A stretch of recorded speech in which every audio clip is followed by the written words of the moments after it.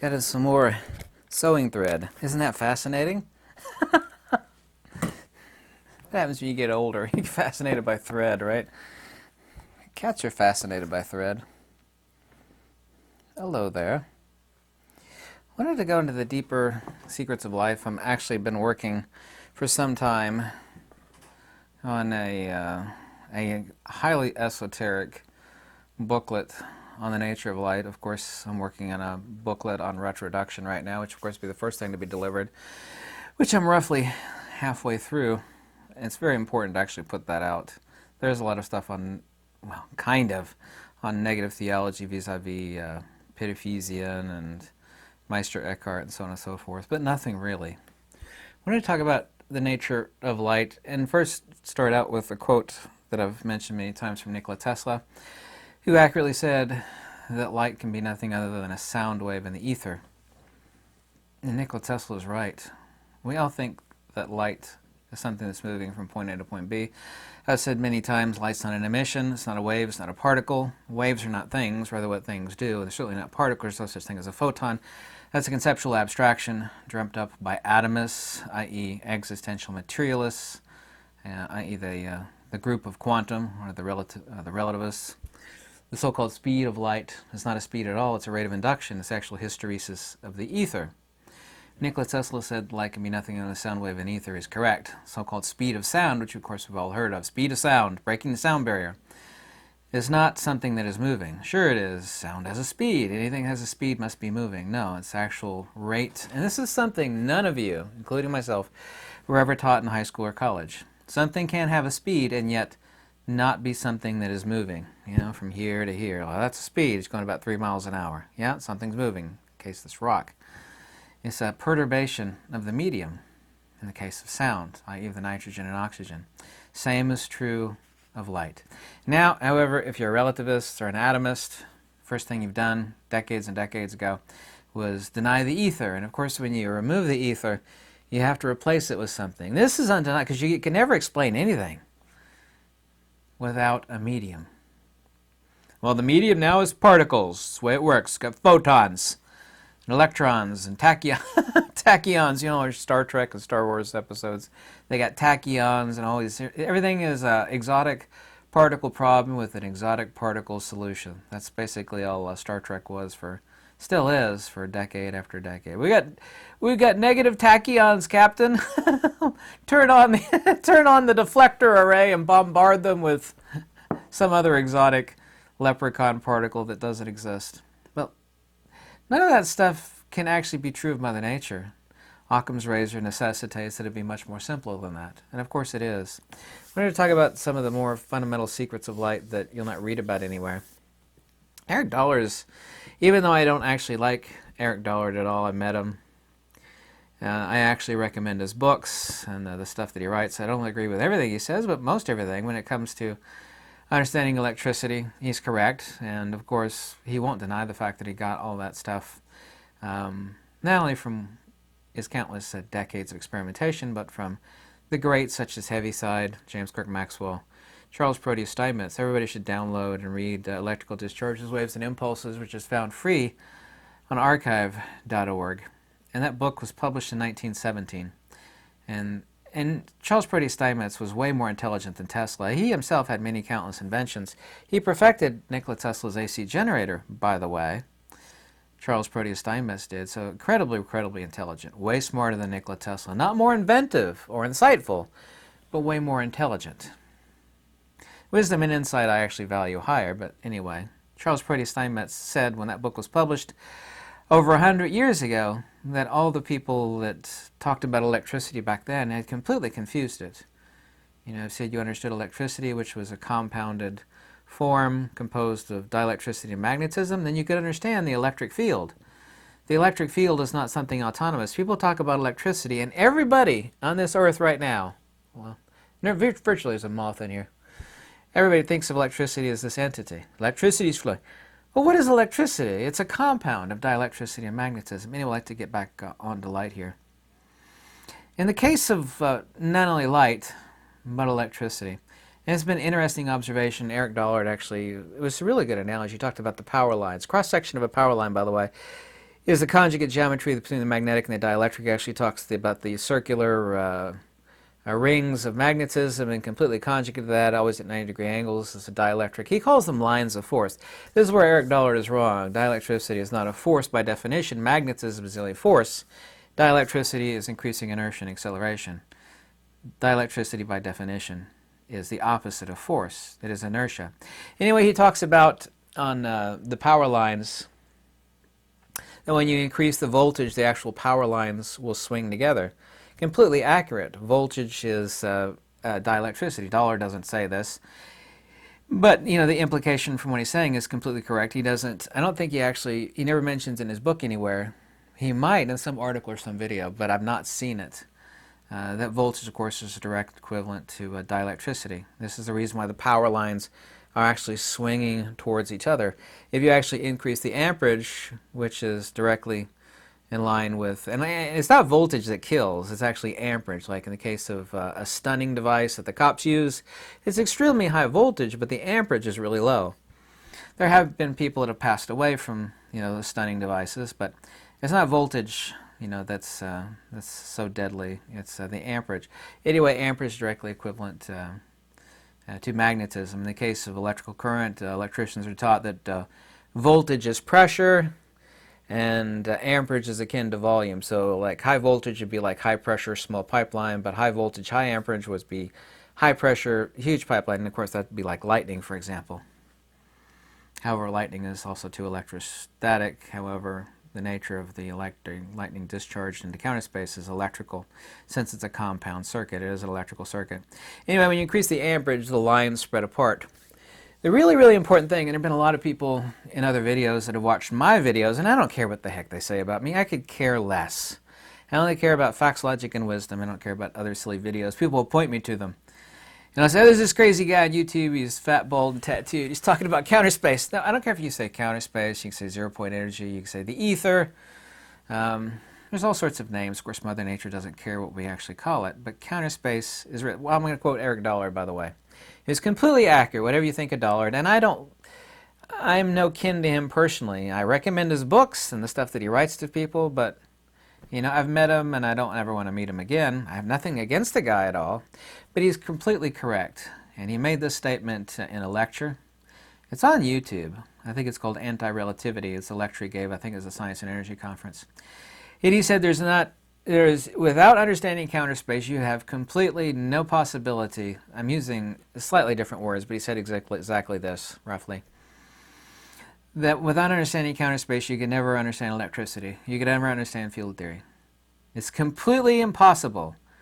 And that is incredibly important. He's completely correct. Without understanding counter space, you can't understand it. Let's think in terms of light, too, because this is something nobody else thinks about. Because properties of space, let's first make this observation. Properties of space are properties of magnetism. What is space? As Nikola Tesla famously said, space has no properties. What is space? Space is the after effect of a divergent magnetic field. In the case of the expanding torus, which is a centrifugal divergence, i.e. of magnetism, what's left behind is a negative image of eternity, or the negative image of true power. It's actually the negative image of a force divergence, i.e. the three-dimensional force vector that is magnetism. Is space, i.e. the air, if you will, inside of the balloon of the expanding balloon, which is not air at all in the case of the torus, is space. Space has no properties, quote unquote Nikola Tesla. So the properties of space are the properties of magnetism. The properties of counter space, of course, are properties of dielectric. Increasing inertia and acceleration towards true power. There are two powers, and people confuse them. Force is not power. Force is the expression of the loss of power, the impotency of power. You know, a mushroom cloud. You know, people see the newt going up. They see this rolling mushroom cloud. And it's rising. Well, it's rising because it's super hot. And the stalk of the mushroom cloud, of course, is all the stuff sucked up from the base. It's being brought upwards, the dust and the trees and all that other stuff. But a mushroom, when people see the loss of that energy, you know, of that softball-sized lump of fissionable uranium or plutonium about that size, that mushroom cloud is nothing other than a super huge torus, by the way. No, I don't ever heard anybody mention that fact. Anyway, the properties of counter space, properties of the dielectric. People don't make this important observation. In the case of, we're going to make this application to light, you need to think about this, you'll understand Mother Nature better. And it's completely impossible, as Eric Dollard said, to understand field theory without understanding counter space, because it's the one half of the conjugate system of the entire universe. In the case of the power lines, when you increase the voltage, which is akin to dielectricity, the power lines swing together. When you actually increase the amperage, i.e. magnetism, they spread apart, which of course is a torus. Increasing inertia and acceleration, or the geometry of the hyperboloid, i.e. the hourglass shape, the power lines swing together. What about in the case of light? I don't know if you know this or not, but this is not my opinion. This is undeniable hardcore fact. The volume of infrared radiation, which is, I think, roughly around like 2 electrovolts, roughly, depends on the, where we're at in the red spectrum of light. Yeah, like this red, is an enormous volume. This would be a volume of like an entire baseball field and the whole dome arena around it, right? Incredibly low power, but incredibly high volume. What about something that's incredibly powerful, incredibly penetrative, like gamma radiation? Yeah? Well, it's more powerful. It should be bigger, right? Because bigger is always more powerful. It's a complete opposite. Ask yourself this question, I beg you. Why is it that infrared, towards the infrared spectrum, the volume is incredibly high, but the power is really low? Why is it when you go towards X-ray, gamma ray, and if you keep on going, you end up in the fundamental particle, i.e. the proton? Proton, neutron are the same thing. A free neutron turns into a proton. Therefore, thence, reductively, there's only one fundamental particle.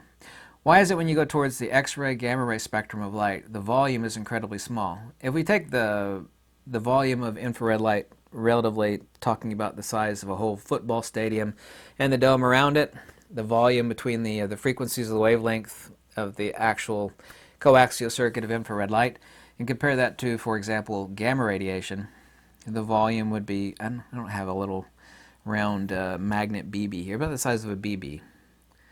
Yeah? Think about that for a second. Why is it that infrared light is such incredible volume, and yet something so incredibly powerful is infinitesimally small? Gamma radiation, X-rays, keep going on. Ask yourself that question. Smaller the space, the higher the capacitance. Because power is counterspatial. Spatial is the loss of power or energy. It's conjugate geometry of the universe, i.e. magnetism.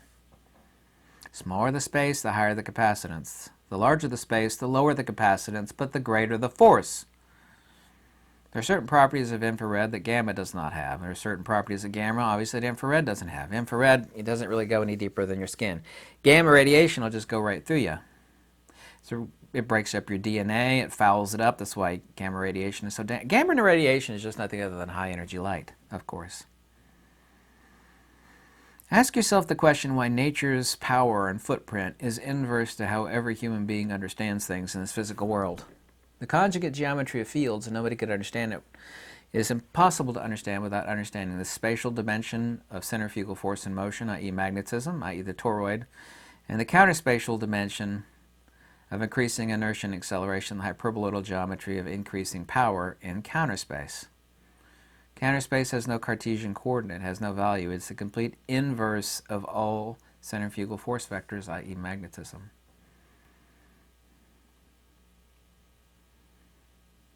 Ask yourself again why it is that higher energy light has smaller spatial parameter, and the coaxial circuit is measured in wavelength and frequency. The actual voluminous nature of that light being so huge and yet so incredibly weak. It's because that energy and inertia is lost in the spatial magnetic footprint of the infrared light and its frequency and volume thereof, which is so incredibly huge.